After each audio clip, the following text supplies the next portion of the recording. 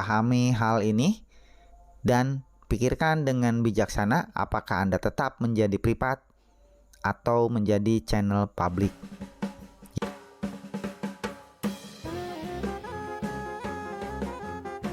Assalamualaikum warahmatullahi wabarakatuh. Seperti biasa kita awali dengan bismillah agar apa yang saya sampaikan menjadi barokah untuk kita semua. Saya ucapkan terima kasih kepada kawan-kawan semua yang masih menyimak video ini.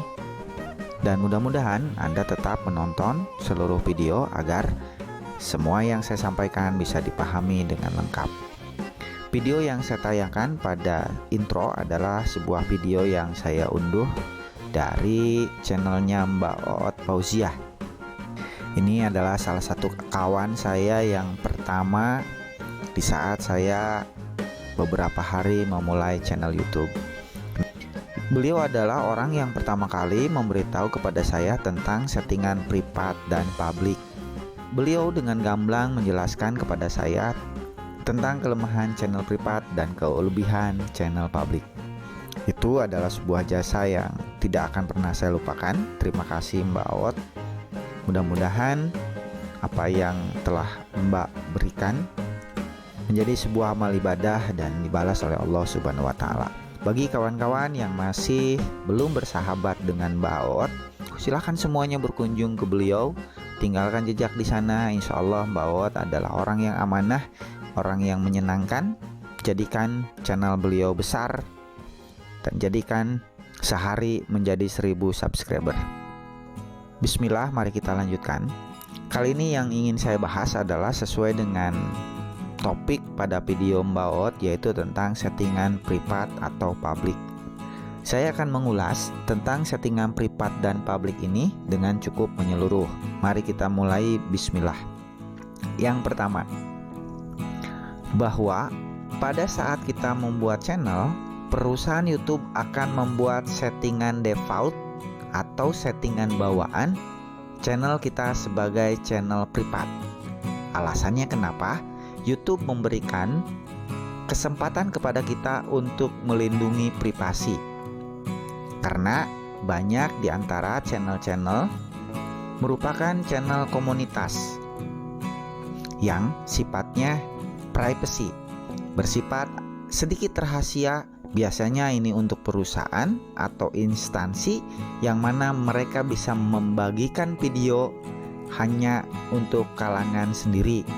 Dan bagi mereka yang channelnya bersifat tidak rahasia, bukan untuk kalangan sendiri atau komunitas, maka YouTube menyediakan pengaturan channel publik.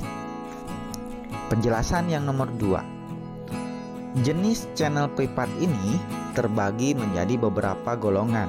Yang pertama adalah privat yang tidak menampilkan video yang kita sukai. Privat yang kedua adalah privat yang tidak menampilkan subscription kita. Dan yang nomor 3, privat yang tidak menampilkan playlist yang kita simpan. Kenapa bisa seperti ini? Ada beberapa channel yang mungkin menyukai video-video yang punten sedikit dewasa atau video-video yang sedikit aneh, sehingga ketika dia membuat publik maka hal itu bisa diketahui hal umum. Dan yang kedua, ada beberapa channel yang mungkin mengsubscribe channel konten dewasa, konten-konten yang agak-agak tidak baik, maka dia membuat privat channelnya. Sehingga dengan privat, rahasia-rahasia pribadinya tidak diketahui. Jadi bagi kita yang memang membuat playlist, menyukai video yang wajar, serta mensubscribe channel-channel yang tidak bermasalah, maka kenapa harus kita buat privat?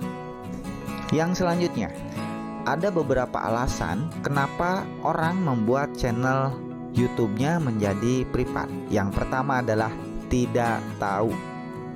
Mereka tidak memperhatikan, mereka tidak mendengarkan settingan default YouTube adalah channel privat. Harusnya mereka membuat ke channel publik, namun mereka tidak mengetahui hal itu.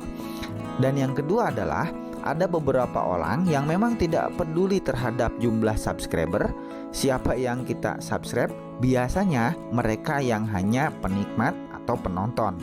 Karena berapapun jumlah subscriber channel manapun yang dia subscribe, itu tidak mempengaruhi terhadap pertumbuhan channelnya. Mereka bukan konten kreator. Dan yang ketiga adalah, ini alasan yang sedikit bermasalah menurut saya. Dia tidak berniat mengsubscribe channel orang lain sehingga dia privat. Dia ingin channelnya disubscribe oleh orang lain, namun dia tidak ingin mengsubscribe orang lain. Maka ini yang saya anggap sebagai channel yang punten sedikit bermasalah. Lantas, siapakah yang sebenarnya layak untuk dijadikan privat? Yang pertama menurut saya adalah tokoh-tokoh besar dunia. Mungkin bisa ditambah dengan artis. Dan konten yang memang sudah besar serta membagikan keilmuan yang memang luar biasa. Wajar ketika mereka dibuat privat. Pembahasan yang selanjutnya, apa keuntungan kita membuat channel privat?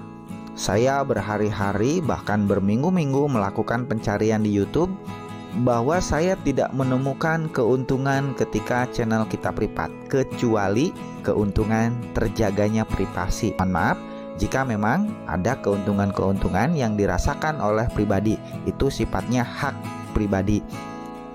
Dan lagi-lagi itu kategorinya privasi. Kelemahan yang pertama adalah orang yang paham tidak respon terhadap channel privat. Kenapa? Karena dianggap curang dan ingin menang sendiri. Dan yang selanjutnya adalah, saya katakan sebagai sebuah hal yang keliru bahkan lucu. Ada satu channel privat, tapi dia keliling melakukan semi sub for sub agar channelnya menarik perhatian dan bahkan cenderung meminta untuk disubscribe oleh orang lain. Namun dia sendiri menjadikan channelnya privat.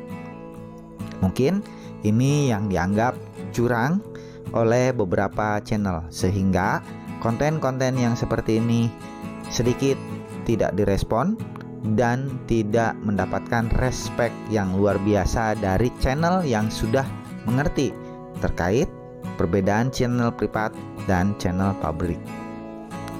Apakah kita rugi ketika berhubungan dengan channel privat? Jawaban saya tidak. Karena ketika mereka menonton video kita, waktu tonton yang mereka habiskan tetap masuk ke dalam jam tayang kita.